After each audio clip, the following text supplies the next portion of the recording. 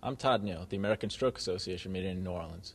I'm speaking with Dr. George Howard on the link between stroke risk factors and cognitive decline. Dr. Howard, can you tell me a little bit about the findings of your study? I'd be delighted to. Very briefly, what we did was examine the cognitive change in the regards cohort, a large population-based cohort of 30,000 people where we've measured cognitive change on an annual basis over a range of 2 to 4 years. And what we found is that individuals with a high Framingham risk function or a high risk of having a stroke or decline, their rate of cognitive decline is approximately twice as great as the individuals who have a more modest stroke risk factor. And primarily that decline, if you look at which of the components of the Framingham function are the major players, it appears to be blood pressure. Interestingly, it appears not to be antihypertensive medications, but the blood pressure level, diabetes, and left ventricular hypertrophy. And what's the next step with the study?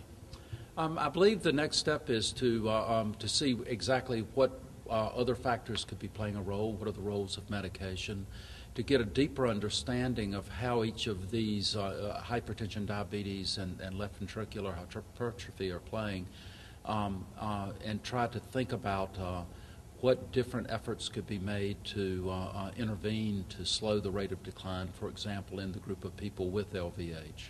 What's the take-home message from this study for clinicians and patients? I think for the patients, it's that they're now yet another reason to be concerned about awareness, treatment, and control of their stroke risk factors. Because in addition to reducing their risk of stroke, which of course is critically important, these data suggest that it might also slow their rate of cognitive decline. For physicians, it's the counterpart or the complement to that, which is to aggressively monitor these risk factors in your patient population, but also to control them.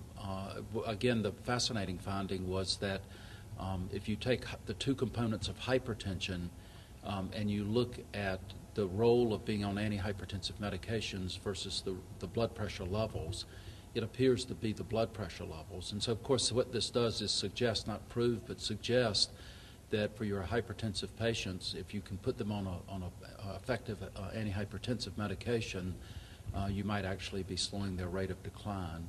Of course, to prove that would take a clinical trial. Thank you, Dr. Howard. I'm Todd Neal, MedPage Today.